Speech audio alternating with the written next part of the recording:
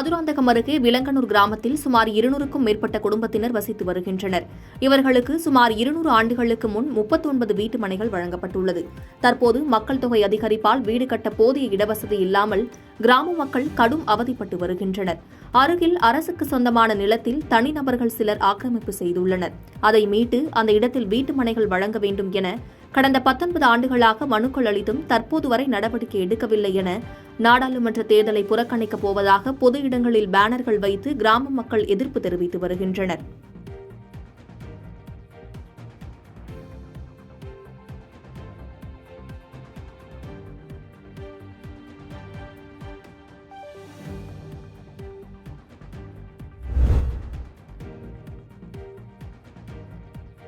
வரத்து அதிகரித்த போதும் 90 ரூபாயை கடந்து விற்பனையான கொப்பரை தேங்காயால் விவசாயிகள் மகிழ்ச்சியடைந்தனர். சேலம் மாவட்டம் ஓமலூர் ஒழுங்குமுறை விற்பனை கூடத்தில் தேசிய அளவிலான மின்னணு கொப்பரை ஏலம் நடைபெற்றது.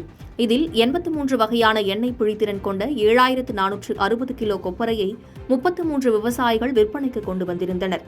தேசிய அளவில் நடைபெற்ற மின்னணு கொப்பரை ஏலத்தில் 4 வியாபாரிகள் கலந்து கொண்டு 6,49,741 ரூபாய்க்கு வாங்கினர். ஓமலூரில் கடந்த 6 வாரங்களாக கொப்பரை விலை உயர்ந்தே விற்பனையாகி வருகிறது. இன்று நடைபெற்ற ஏலத்தில் அதிகபட்ச விலையாக 92 ரூபாய் 94 காசுக்கும் குறைந்தபட்ச விலையாக 61 ரூபாய் 99 காசுக்கும் விற்பனையானது. தேங்காய் விலை உயர்ந்த போதும் ஓமலூரில் கொப்பரை விலை உயர்ந்து விற்பனையாவதால் பலரும் கொப்பரையை உற்பத்தி செய்து ஓமலூர் ஒழுங்குமுறை விற்பனை கூடத்திற்கு கொண்டு வந்து விற்பனை செய்வதாக தெரிவித்தனர்.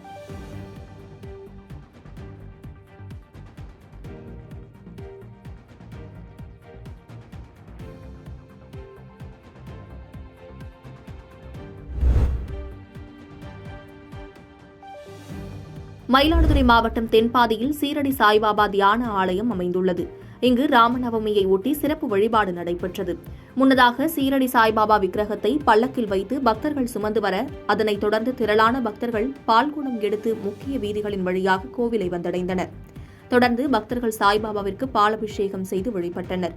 பின்னர் புனித நீர் கொண்டு சாய்பாபாவிற்கு அபிஷேகம் செய்து அலங்கார ஆரத்தி நடைபெற்றது. இதில் திரளான பக்தர்கள் பங்கேற்று தரிசனம் செய்தனர்.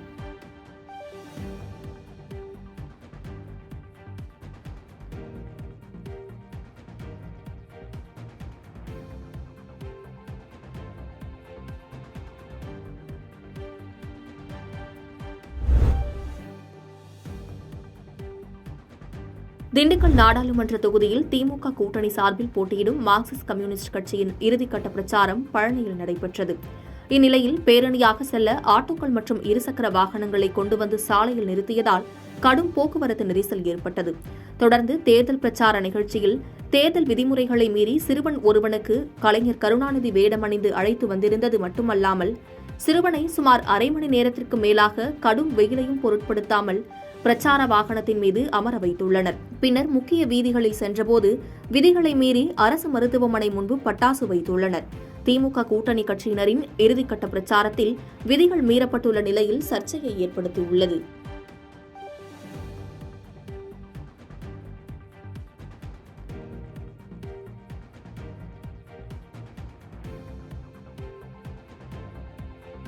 பாதகம் செய்பவரை கண்டால் நாம் பயங்கொள்ளலாகாது பாப்பா, மோதி மிதித்து விடு பாப்பா, அவர் முகத்தில் உமிழ்ந்து விடு பாப்பா. அண்மை செய்திகளை உடனுக்குடன் தெரிந்து கொள்ள இணைந்திருங்கள் இயம்நாடு தொலைக்காட்சியுடன்.